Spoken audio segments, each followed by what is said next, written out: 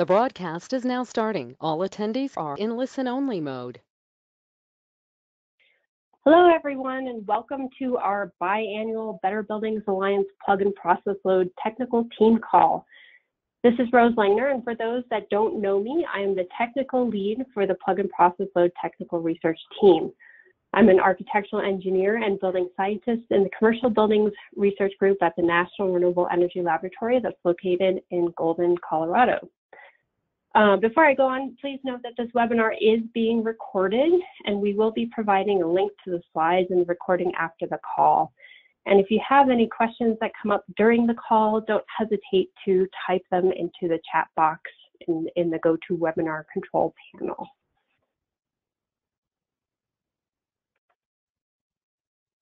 Okay, so just a quick overview of why we even have these calls. And for those who are new to the call, this is our Better Buildings call that's focused on new solutions to understand and control the energy consumption of plug-in equipment that is not related to heating, cooling, ventilation, water heating, or any other major building function.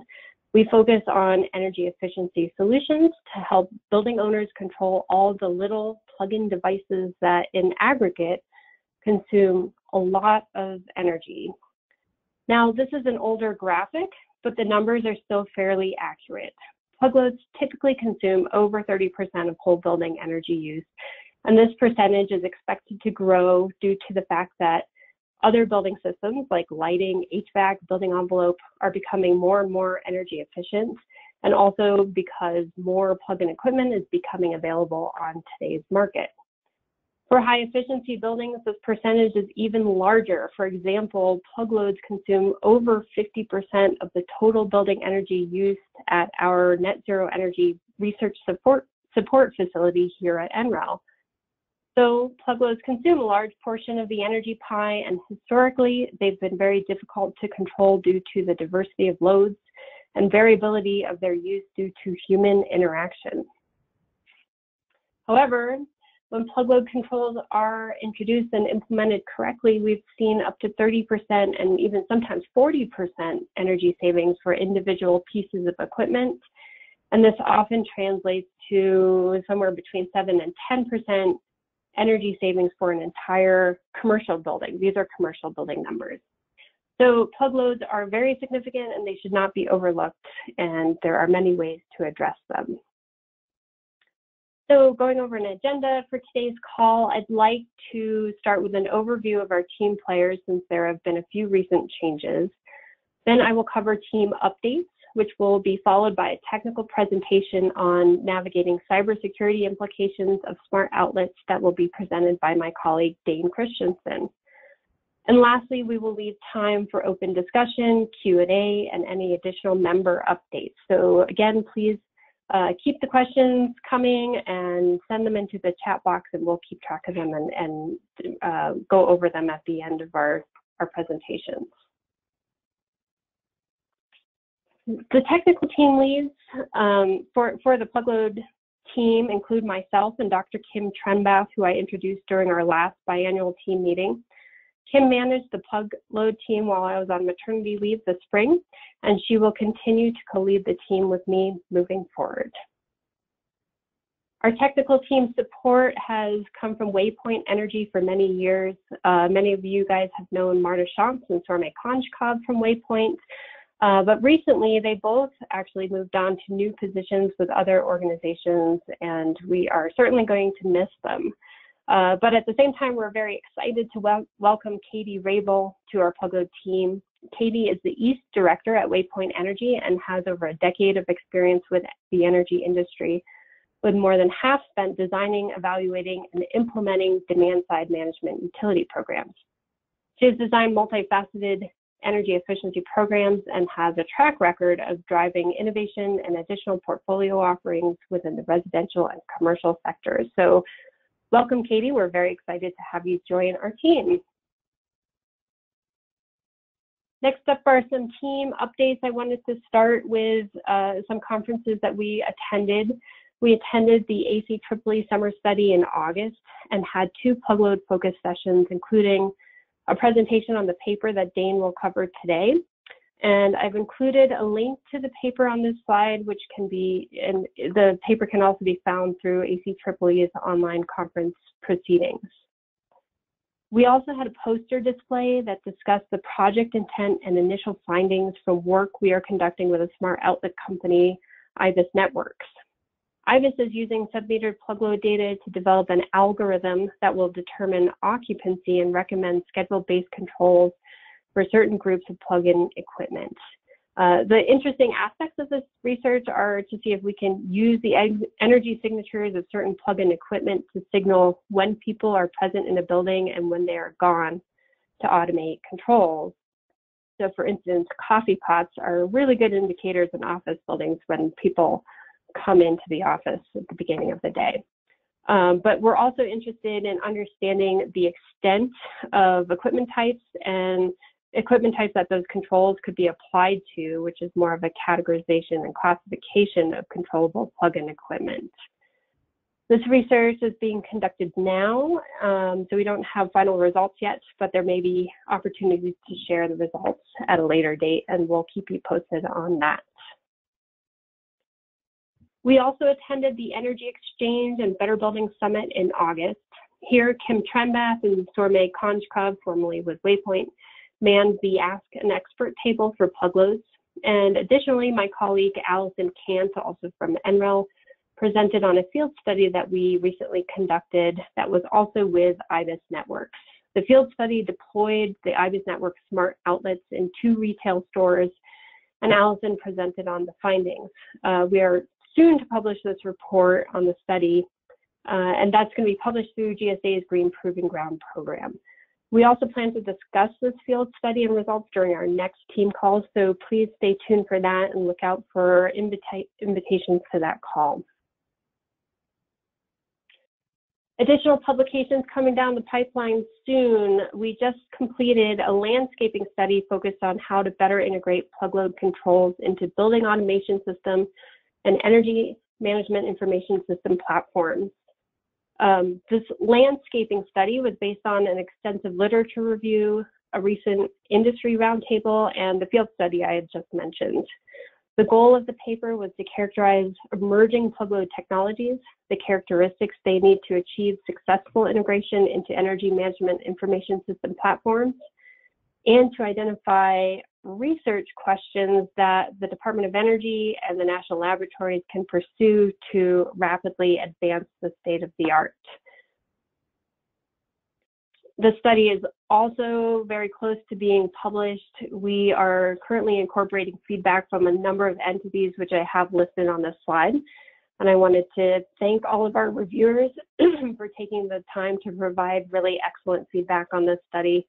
And when we have a public-facing document, we will certainly send an announcement to the team. So another stay tuned for this publication coming out. I think it'll be really impactful to the emerging connected plug load control industry.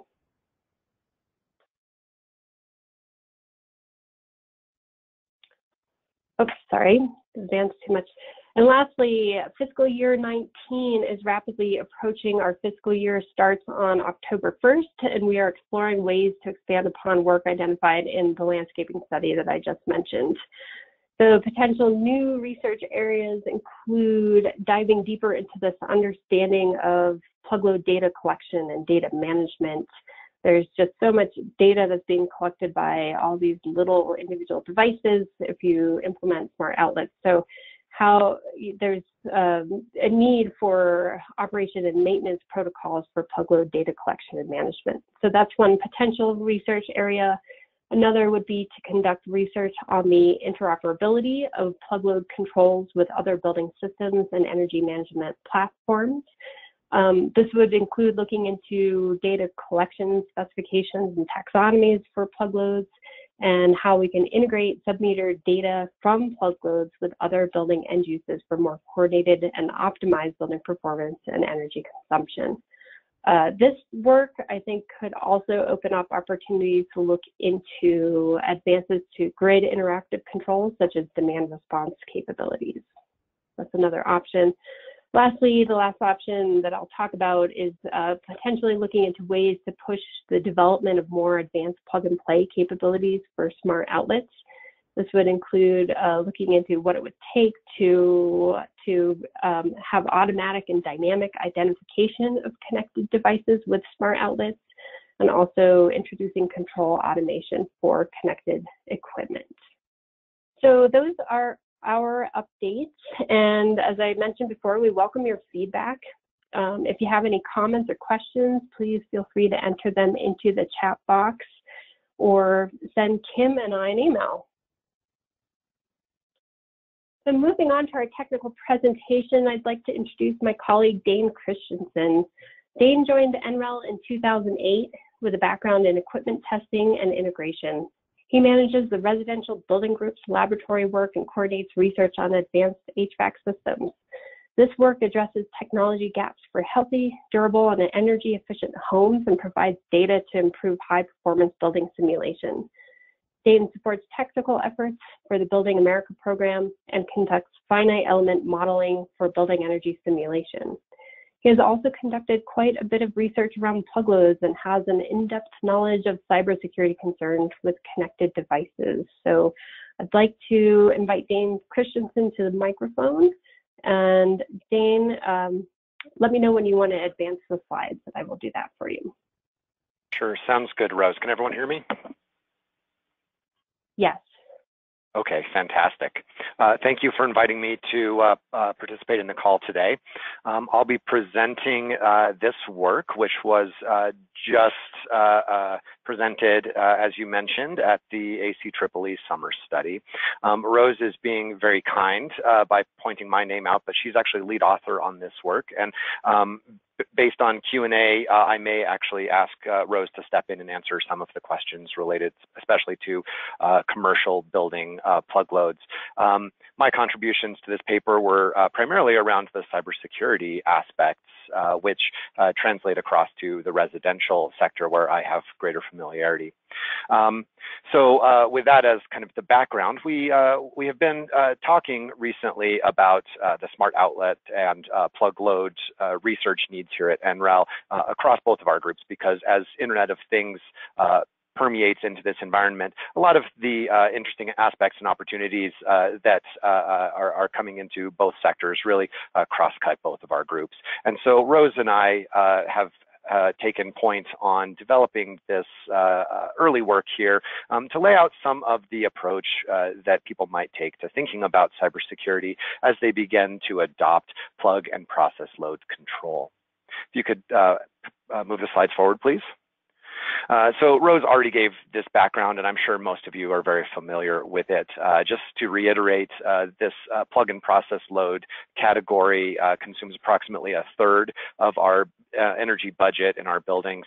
And this is slightly updated numbers from the slide that we had earlier. What you can see here, if you look at the numbers, is that while all of our other research is leading to substantial energy savings projected over the next roughly 2 decades, the plug and process load category is expected to grow and actually outweigh those savings almost entirely. In fact, in commercial buildings, it's expected to more than outpace the energy savings that's derived from other categories. And so the ability to manage these plug loads is really a critical need that we're happy to be working on. Let's move forward here. There are a variety of different plug load controls that are available on the market. Most common are these advanced power strips, and you're probably familiar with work that we and others have done on that category over the past few years.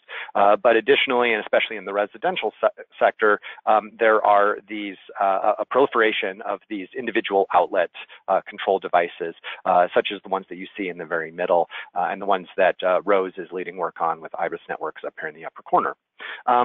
The benefits of these are that they provide a smaller form factor and can enable wireless control and metering.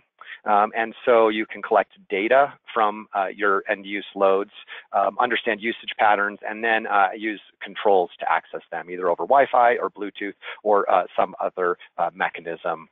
What's interesting, though, about these is that despite the numerous form factors, there is very typically, if we can move forward one, because of the low cost driving the adoption of these, there's actually been a fairly uniform lack of cybersecurity standardization across this category. And so from product to product, there is really no expectation of similar cybersecurity performance.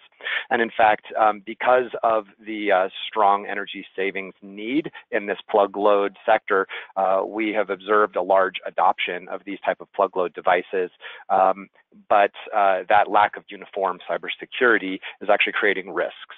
And so what we are trying to do in this work is lay out if we can move forward one slide, is lay out a framework for how to think about cybersecurity in this sector.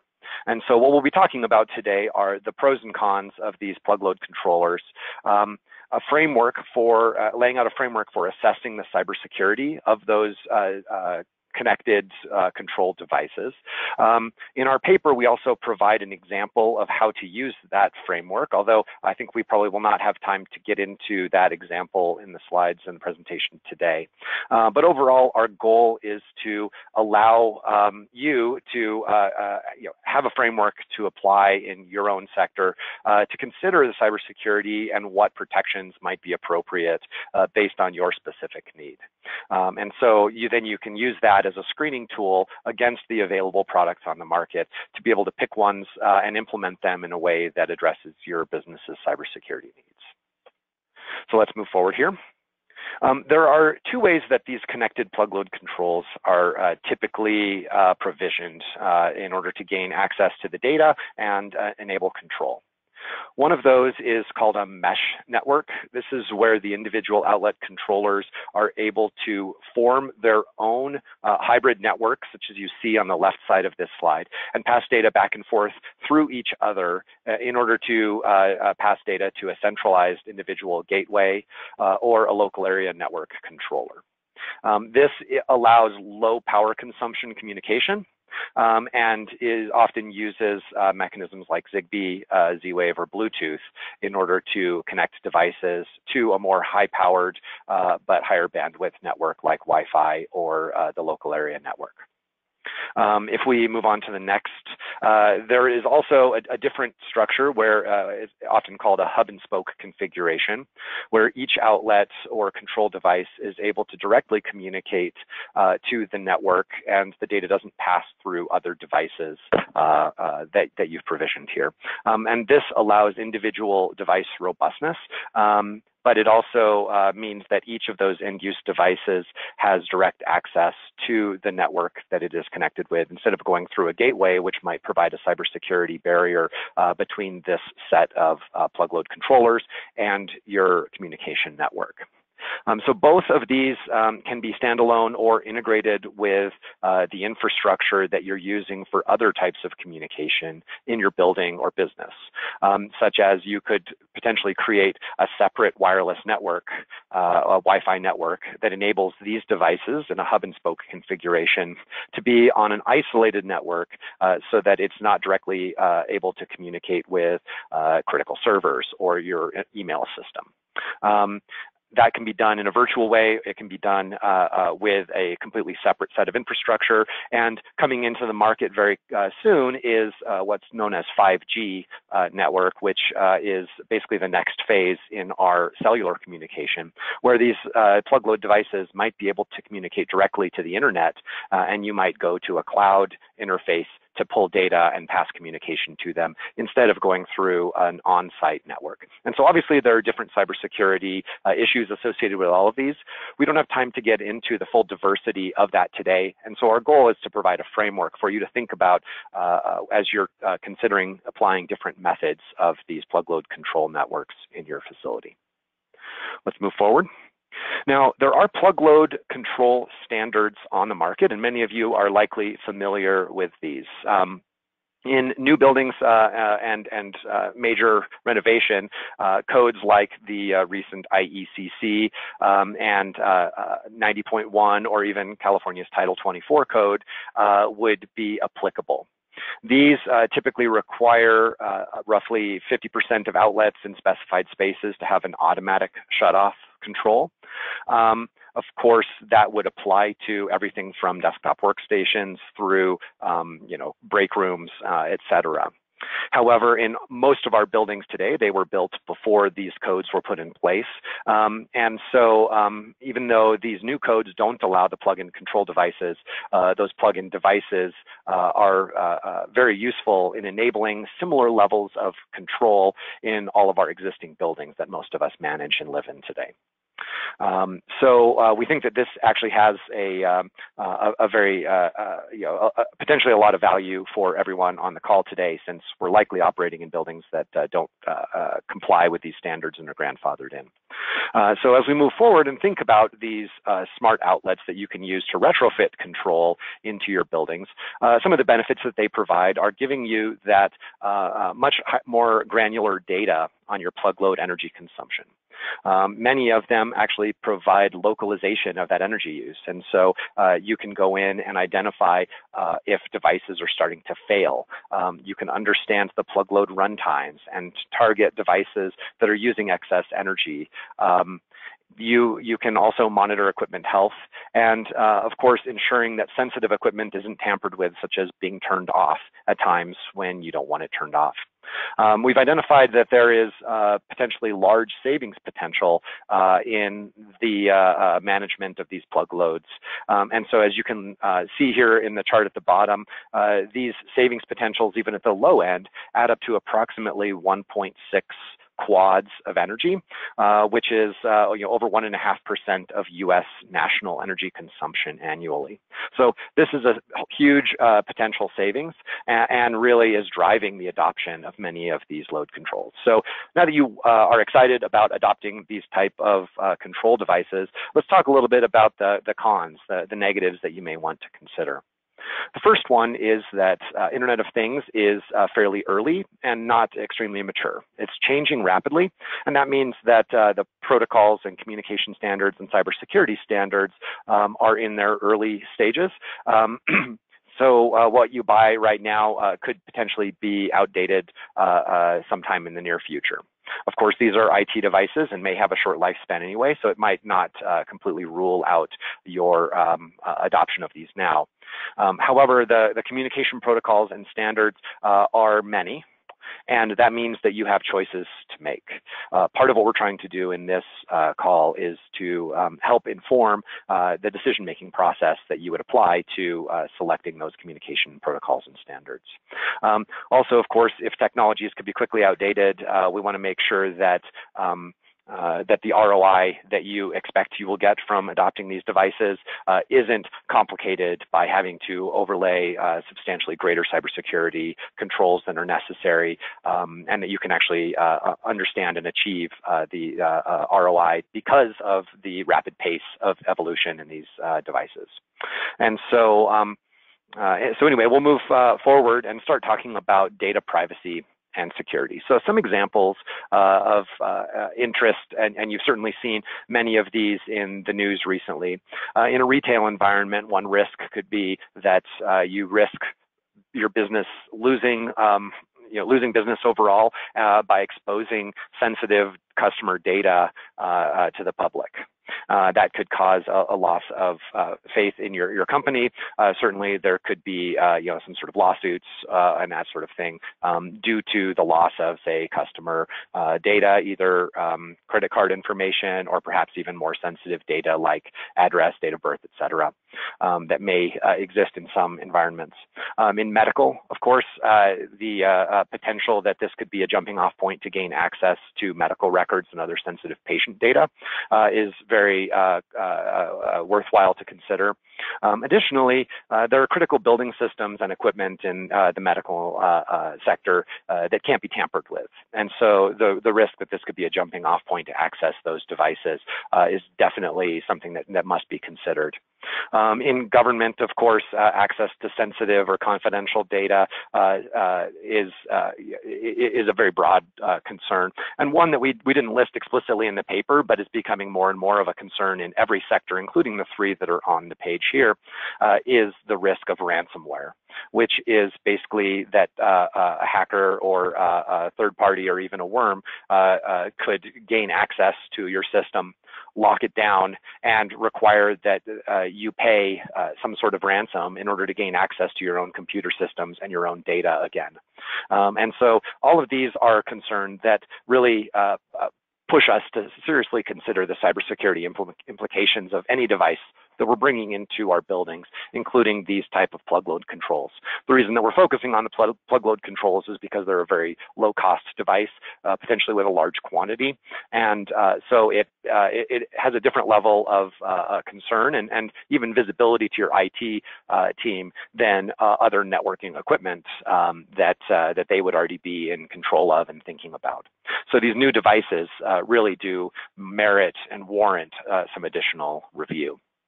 As we move forward here, the top three concerns that we have for data privacy. Number one is the sensitive data exposure and loss of data privacy that you need. So this would include cloning devices, copying sensitive data. An attacker can also observe data from a compromised device and use it to launch attacks onto other devices on your network. So this could include personal or business-related sensitive data, such as financial records, personally identifying information, audio or video data, passwords, credit card information, etc. The second major concern is the unauthorized access or control, loss of device functionality or its primary service. So this would happen when an attacker could intercept the management of individual equipment or critical systems in your building. And so if the systems are compromised, that functionality may be lost, and or it could make plug loads or even be a jumping off point to make other loads in the facility operate incorrectly. So this can harm a physical device and potentially cause a financial or business operational cost to the building owner or occupant. The third concern here is system attacks. So the compromised devices could be left operating normally, but a third party could use them to launch a massive attack. Those could be network attacks, like distributed denial of service attacks, which really are attacks on internet services outside of the facility, but your assets, these devices in your building, could be used as part of the fleet of devices that launch that denial of service attack. And you don't want to be part of that. It could be used to launch other hacking efforts, or it could be used to create vulnerabilities that enable rapid spreads of viruses or worms. And so all of these are concerns. Some of them are specific direct concerns to your business and operations.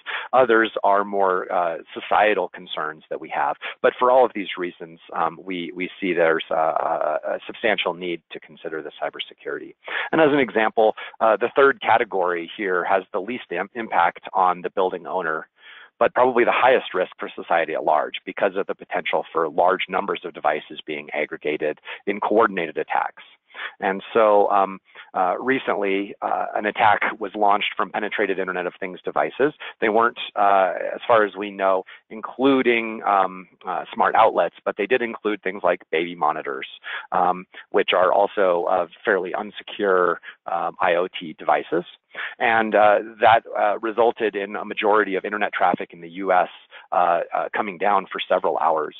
And so those type of attacks are the type of things that we're thinking about in category 3, which could also result in, say, attacks on the US power grid or on other critical assets that support our way of life. And so all of these concerns are worth thinking about as you are adopting new technologies. So from a high level, let's move forward one slide, Rose. From a high level, the security considerations that we have here are, first of all, trying to secure our network access. That means that we want to make sure that data is authenticated and users are also identified and authenticated when they're accessing the networks, which includes these devices. And number 2 is making sure that data transfer and storage are secure. Tools that we have for that are digital watermarking and cryptography, like encryption of data that are being passed back and forth, like passwords and other data access. We also tend to use in IT systems, like our standard networking systems, we have filters and firewalls that monitor data traffic in order to restrict incorrect or undesirable network traffic and attacks.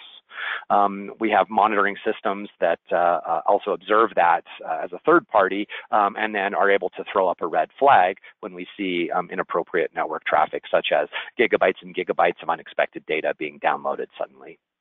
And the last bullet that we have here is the potential that you could use a separate network for Internet of Things devices in order to completely isolate these potentially less secure devices from your main, more hardened network. And so all of these are different ways that you might think about trying to protect your building and your existing networks from new devices and enable you to adopt new devices in a fairly confident way. And so the risk assessment process, as you start to think through these considerations, really involves 5 steps that we've laid out here. This follows an international standard, and what we've tried to do is boil down that standard to kind of a simplified process, but we certainly reference that. It's ISO 18045, and it is a very kind of rigorous standard in how to apply risk assessment to networked systems. And so in the simplified form, it really has a 5-step process to walk through in order to consider different cybersecurity risks. The first one is to consider the devices that you're bringing into your facility and identify potential security vulnerabilities. Next, for each of those vulnerabilities, you look at the devices and systems and network approach that you have and evaluate how hard it is. What are the barriers for a third party to exploit those vulnerabilities? That includes both physical, network, and level of expertise and tools that are needed in order to access and exploit that vulnerability.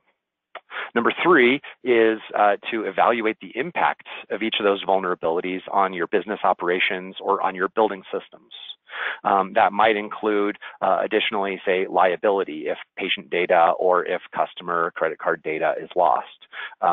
It might include the fact that small businesses could be potentially sued and at risk of going into bankruptcy if large amounts of really critical data is lost. But it could also be just the loss of your own network traffic if your devices are starting to be used to attack a third-party system.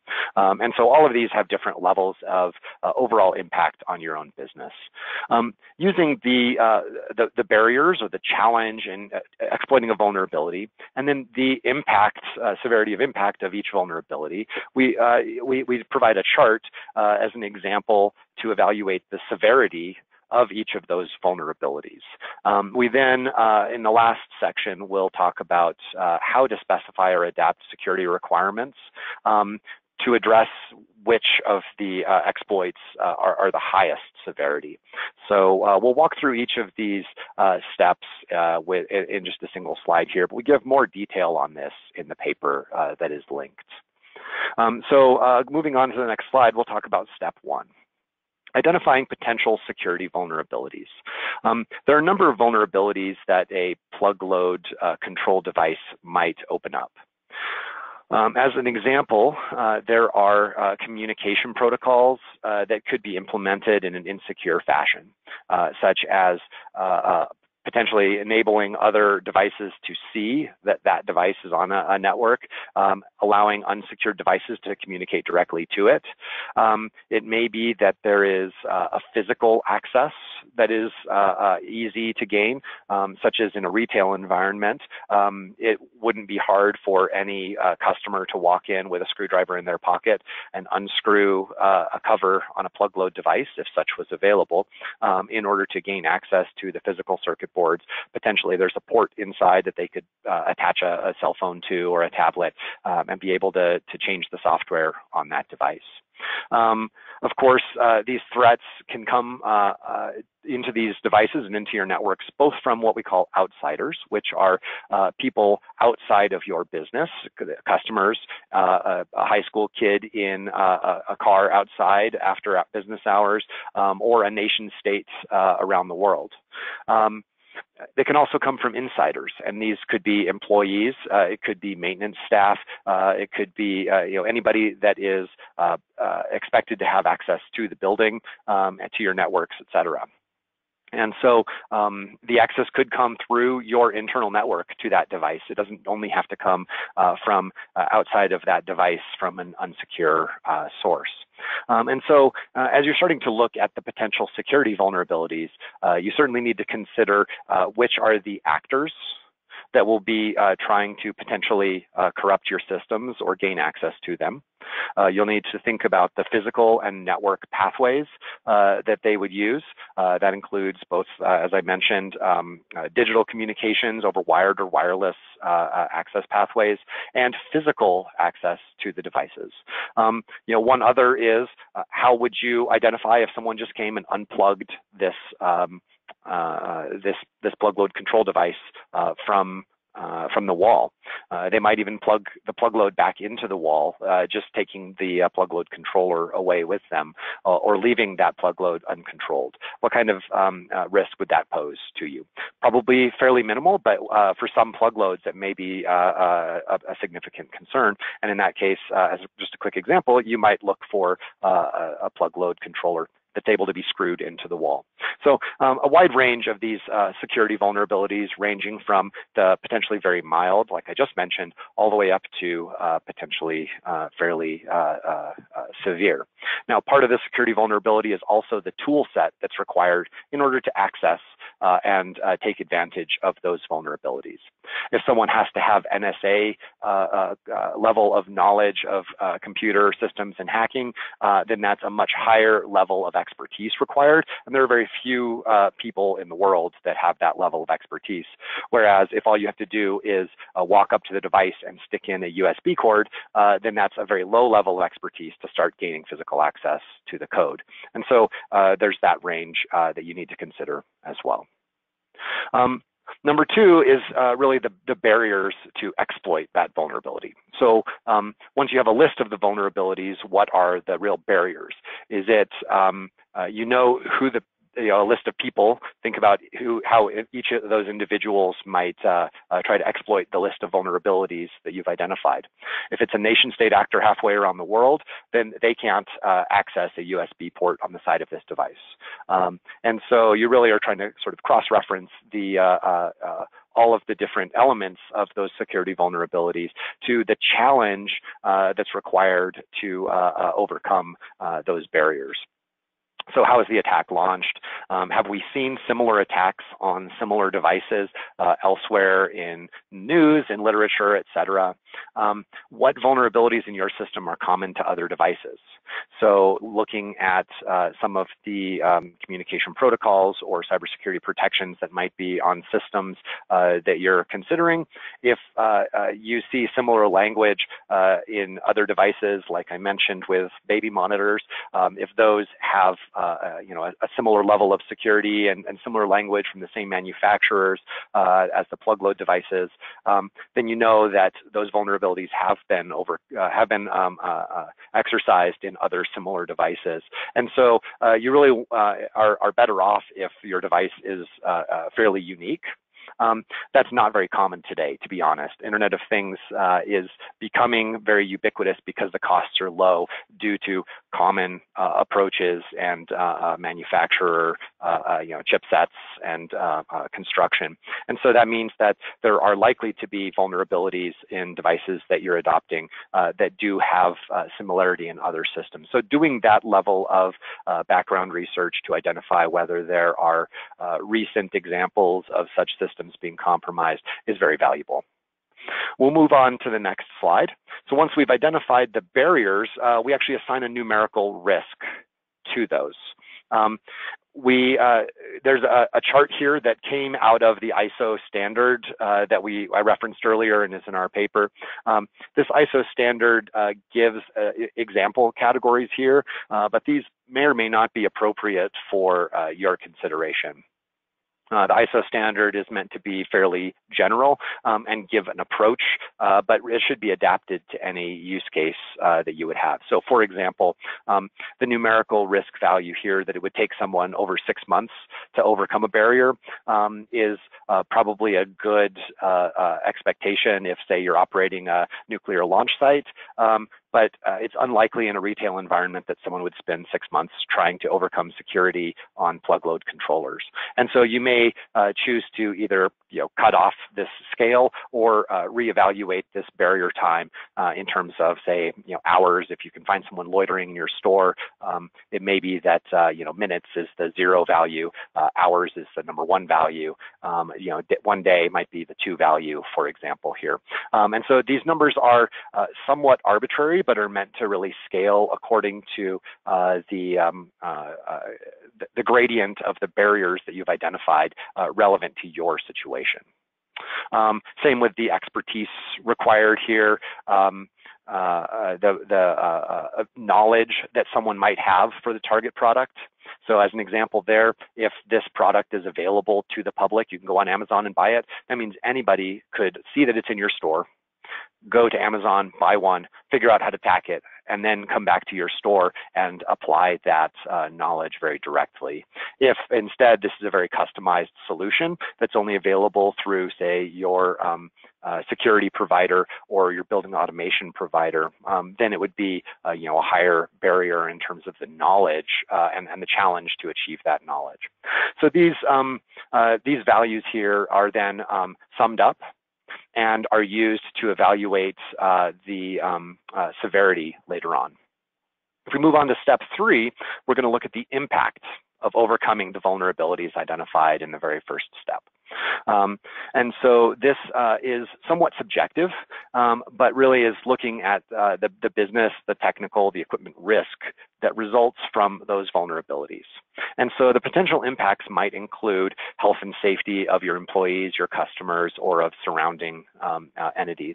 It might include financial harm or operational harm, even ecological harm if chemicals could be released into the environment somehow through either direct access to these plug load controls or through indirect going through these plug load controls to access other systems in your facility.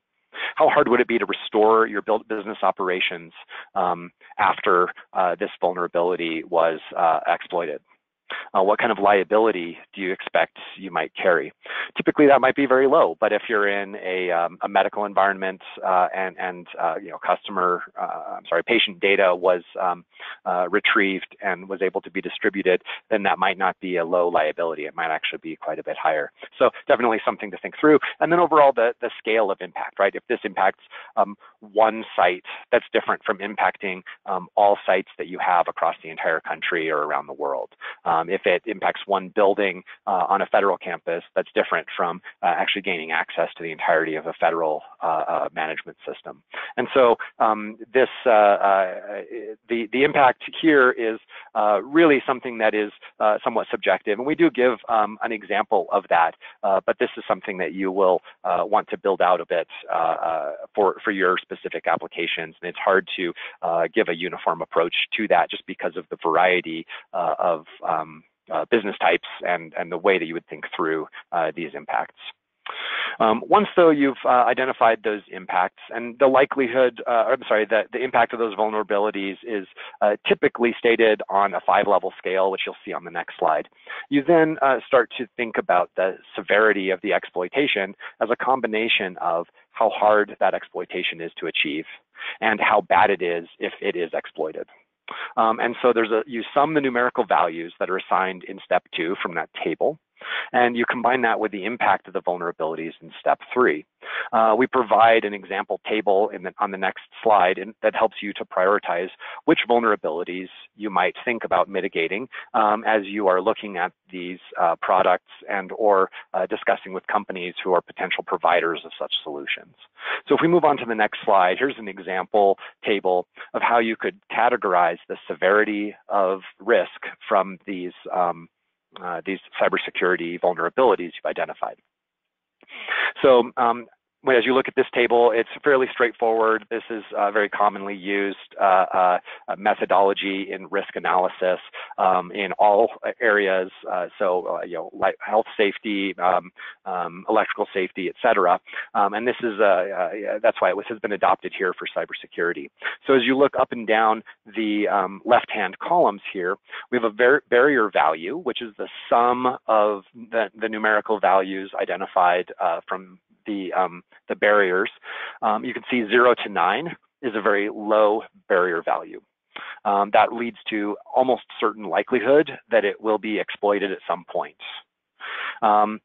So if you have an insignificant impact, that could still be a high severity, a high risk overall for your business. If it's almost certain to be exploited, why would you buy that device, right? And so you want to start thinking about how do we at least push this barrier so that not any old kid with a laptop can exploit this, but it really does require somebody with intention to hack our systems. Getting into the moderate or low risk categories. Of course, as you move up, if this has a 0 barrier and results in catastrophic losses, then that extreme risk would certainly lead me to not want to adopt that product and look for some other solution. And so this table is really used to help you, have a gut check on which of these vulnerabilities are the ones that you really need to exploit. Recognizing that there is no way to completely resolve all cybersecurity risk. We have cybersecurity risk in our existing communication networks. We have the risk of loss of privacy and loss of network access in everything that we do. And so really what we're trying to do is help focus the cybersecurity considerations as you're looking at products on addressing the most significant risks. And it's up to you in your situation to identify what is the appropriate cutoff, which risks are we willing to accept or mitigate in other ways, and which ones are we going to really focus on getting out of the products that we're going to be adopting. So lastly, step 5 is where you and your team will specify security requirements or identify integration solutions that are appropriate for your risk tolerance so that you can screen products against those. Recognize here that as you are looking at the vulnerabilities in step 1 of this process, you're really looking at vulnerabilities for this class of product, right? In this case, plug load controls. So you don't want to go through this process for every single product you're considering, but really looking at the class of products here. How would you screen products against the set of vulnerabilities that are likely for that class of products? Here in step 5, this is where you're coming up with requirements that you can use for screening specific products for appropriate application in your situation. So an example here of identifying a solution might be to create a completely isolated or a virtual private LAN that these Wi-Fi connected plug load products would be on. Therefore, you can accept a much higher level of cybersecurity risk in the product stage because there is no jumping off point from that product into the rest of your communication network. That's just one example of a solution where you could take a different approach than requiring an extreme level of cybersecurity in products because it may not be available in the class of devices that you can adopt today. And so there are a variety of different approaches, both on the infrastructure side as well as on the product screening side that you could take, including going as far as working with product manufacturers to further develop cybersecurity approaches within their product, perhaps as a customization for you, or perhaps as a next rev in their overall product line. So moving on to the last slide here. In conclusion, we've talked about how the landscape of Internet of Things devices is rapidly changing and how that leads to potential risk of cybersecurity attack for you. And as you're considering new devices such as these plug load or smart outlet controls, we've talked about important things to consider, but of course the framework that we've provided here is certainly applicable to any other Internet of Things device, including solutions you might bring into your own home or other types of devices like bring your own phone situations or bring your own laptop for many workplaces today. And so as you're starting to think about the cybersecurity risks and business risks that come from different technology adoption strategies, we would certainly encourage a greater awareness of cybersecurity, and anything that you can do to apply this type of framework should substantially increase your cyber preparedness and decrease the risk that you have as you adopt important technologies to help save energy, like we've talked about with the smart outlet products. Now, we do have, of course, a much more detailed discussion of this material in our ACEEE paper, including references to many other papers and this ISO standard that gives a very rigorous approach to considering the same type of framework for risk mitigation.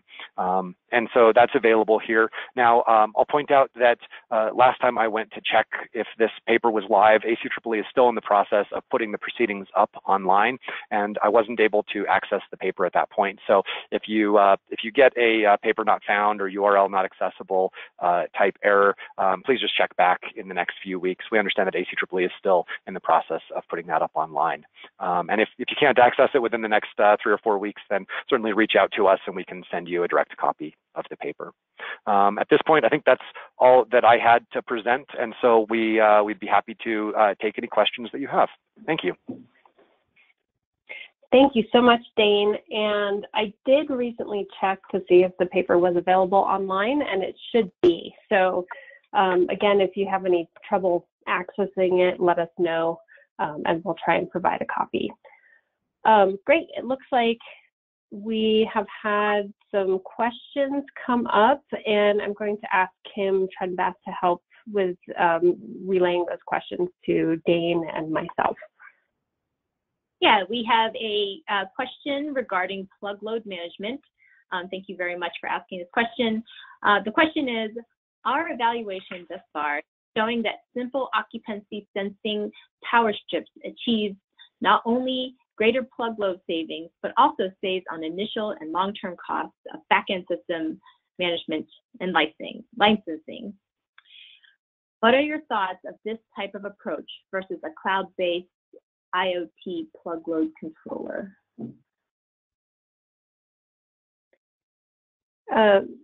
Dane, if you don't mind, I might take a stab at that from the commercial side of things. And Dane did mention that, you know, in a lot of existing buildings, regular advanced power strips are still very useful and applicable to buildings, so you're not investing in huge infrastructure of having Internet of Things.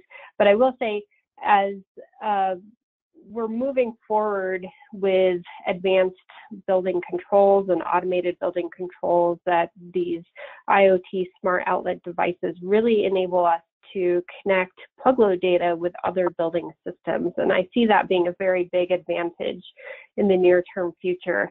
And that's because we can coordinate these systems.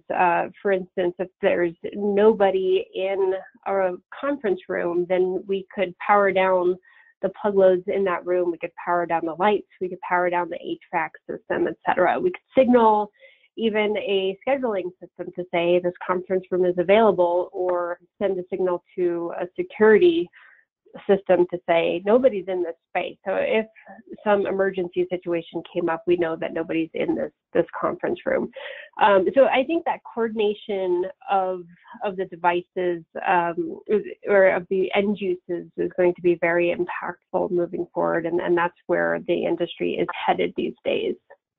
So I see that. I also think it's great to be able to see the actual data that's being collected on a lot of these cloud platforms that are being available through the smart outlet And as we mentioned, as part of the pros, you can really investigate which devices are operating at their optimum level or appropriate levels and which devices are not. So looking at device health and device safety, that's a big pro for gathering all this data and having that. And lastly, I will say, as we get more and more into control automation, then we do actually see the energy savings that we do with other devices. So there's a lot of, not just with the energy savings, we're seeing a lot of these other non-energy benefits associated with these connected smart outlets on the market.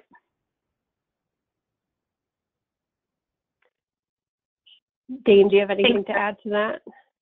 I guess the only other thing that I would throw in there is that the connected devices provide data on how much energy is potentially saved through control as a way to justify the ROI of expanding plug load control strategies. And so for M&V purposes, either within your own business or with a utility, I think there may be additional value that can be derived from gaining access to that data, which is only able to be achieved through connectivity. And so whether you can directly access those devices or get at them through the some sort of cloud interface, gaining access to that data might have some potential benefit for your business that you should consider.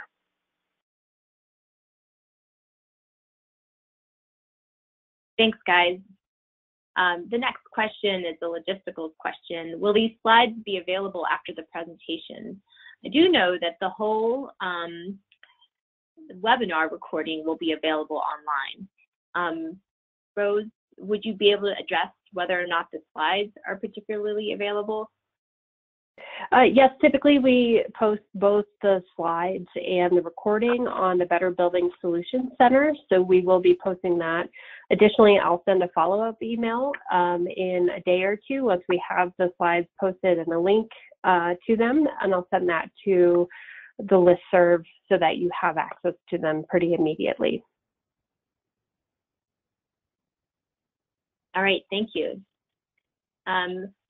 We have another question. What can smart outlet manufacturers do to prevent cybersecurity threats? Great. Dane, do you want to try a stab at that one? Sure. So there are a variety of different implementations that smart outlet manufacturers, or more generally Internet of Things manufacturers, use. One approach that many of them take, and this has some pros and cons to it that we can probably discuss offline, is to have some sort of proprietary communication or hardened communication from the end-use device through the internet to the manufacturer's cloud, and then the manufacturer makes an API or an application programming interface available for you to use either an app or some sort of web portal to gain access to that data. This has some limitations, of course, in terms of kind of gaining access to your data and implementing controls for those devices, just that you have to go through their interface. But it's very common, for example, smart thermostats in a residential setting today, almost all give only a cloud API access and don't have a direct access to the device available. Other devices may come with a protocol implementation, such as the Zigbee Secure Energy Protocol 2.0 that has some elements of security, but there, of course, are kind of manufacturer-specific aspects to how those security protocols are implemented, and there is a rapidly changing threat environment that may render some of the protocols that are used in any of these devices to be less secure over time. And so there's also a need for, just like we have with our standard laptops and computer networking systems, to stay vigilant with ensuring that any firmware updates are implemented on these devices in an appropriate time after new threats are identified. And so even if a device is secure as you're buying it, you certainly need to stay up with that. And so I guess those are the approaches that I see. Now, in terms of physical hardness, one of the best approaches that we see is manufacturers that basically glue the case shut and don't have extra ports on the inside. And that really limits anybody's ability to get access to, say, the circuit boards or to the device itself. There are plug load controls that have a screw on board that is a non-standard screwdriver type, so either the triangular or a security screwdriver head, so that it can be screwed into an outlet faceplate and secured there. It's very hard or almost impossible for a typical layperson to be able to unscrew that and remove it from the wall. So I would say there's a variety of different ways, both physical and digital or logical, that manufacturers use to protect these devices. And because of that, it's hard to give a kind of a complete and robust summary of them, which is why we tried to produce a framework for thinking about those instead. Great, thanks, Dane. I think we're at time, but I just wanted to let Rose know that there's 2 more sets of questions. Rose, how would you like to address those? I think it would be great. Unfortunately, we're at the top of the hour. If people can stay on for another minute or 2, maybe we can address them really quickly. But I can also put these into an email and send them out with my notes after the call. So, Kim, do you want to just relay the questions and we can provide some really brief answers and hopefully go to just 5 minutes after? Yeah, great. Okay, so the first set of questions is, you mentioned that that the next call will be a discussion on IBIS installed in retail. What were the biggest challenges in implementing the IBIS system? Was cybersecurity a top concern from the sponsor, and consequently was a risk assessment performed as well? Unfortunately, I think that question we should wait until the next call. So thank you for bringing that up. We'll hold that question for when we talk about that field study specifically, and we can talk about the cybersecurity implications for that project. So I'm going to punt on that one for right now. And can we go to the next question? Yeah. This is a set of 3 questions. I'll read all 3. Will the emphasis on cybersecurity slow down the introduction of smart plug load controllers? Does standards cover residential buildings? Are there standards for BAS themselves for cybersecurity? As right now, I think as we've mentioned, as Dane has mentioned through his talk, and as we mentioned through this paper too, I mean, cybersecurity implications affect all sorts of devices here, so not just smart plug load controllers. And that's what we're presenting here is a framework on how you should think through the cybersecurity problems and what the risks are to your organization. So I don't think it's necessarily a slowdown for smart plug load controllers at all, but it's something to definitely consider as we move forward. And there are, I believe there are standards for building automation systems as well for cybersecurity. I'm not entirely familiar with exactly what those standards are, but I do know that they do exist on some level, and perhaps Dane can provide a little bit more insight on that. I would say all of this is very rapidly changing because of the speed and scale of Internet of Things adoption, and the fact that it's coming from so many different aspects of the overall built environment, consumer electronics, et cetera, world. That means that there are not commonly accepted cybersecurity standards yet for all of these end-use devices, and that's why we are seeing a not insignificant number of penetrations and attacks.